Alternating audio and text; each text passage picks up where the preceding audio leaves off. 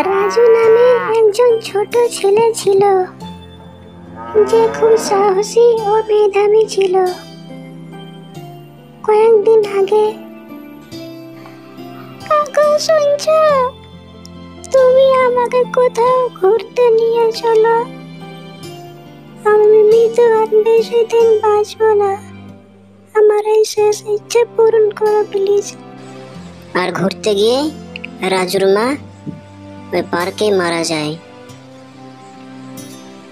কি হলো তোমার? কি হয়েছে? কথা বলছো না কেন? কথা বলো, কথা বলো।